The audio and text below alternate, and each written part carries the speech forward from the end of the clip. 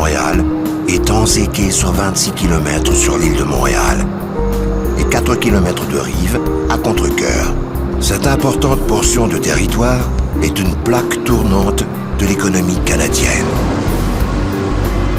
Ce qui pourrait apparaître comme un enchevêtrement de grues, de wagons et de marchandises disparates s'avère un système hyper organisé où chaque conteneur, chaque tonne de vrac s'achemine là où il le faut.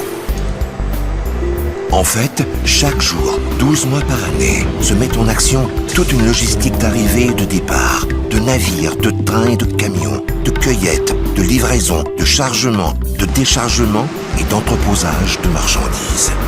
Conteneurs, vrac liquide, pétrole, huile et vrac solide, différents minerais, grains, sel, gypse, rail. Il s'agit du port international le plus près du cœur industriel de l'Amérique du Nord. Via le Saint-Laurent, les bateaux entrent véritablement dans le continent et se rapprochent des marchés.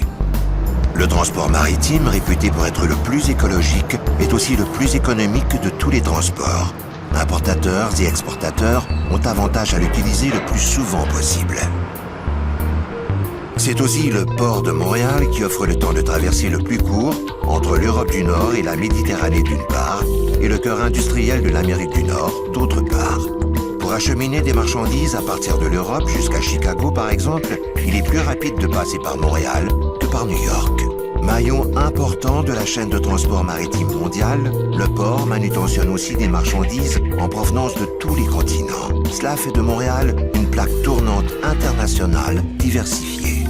C'est aussi le port qui alimente en grande partie l'île de Terre-Neuve ainsi que les îles de la Madeleine. Autour de 50% des biens nécessités par ses voisins insulaires transitent ici.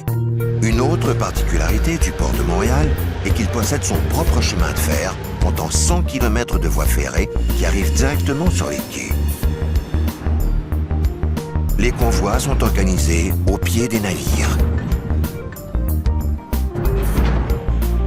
Puis, les locomotives du port remorquent les wagons jusqu'à la zone d'échange ferroviaire et se connectent au CN et au CP, dont les locomotives prennent le relais. Ce modèle de transfert des marchandises est une référence mondiale, à tel point qu'on l'appelle le modèle Montréal. L'autre volet du système bimodal est le transport par camion. Le port en accueille quelques 2500 par jour qui passent par un portail d'entrée à la fine pointe de la technologie. Pendant la belle saison, le port accueille aussi les bateaux de croisière. Leurs milliers de passagers entrent dans la vieille ville, comme l'ont fait pendant des siècles tant d'immigrants venus d'Europe et d'ailleurs. C'est en comptant sur cet accès maritime que la ville a été fondée en 1642. Quelques 375 années plus tard, le port constitue encore et toujours le cœur de tout un système de transport et d'échange et un véritable centre névralgique du commerce canadien intérieur et extérieur. Port de Montréal, commercer avec le monde.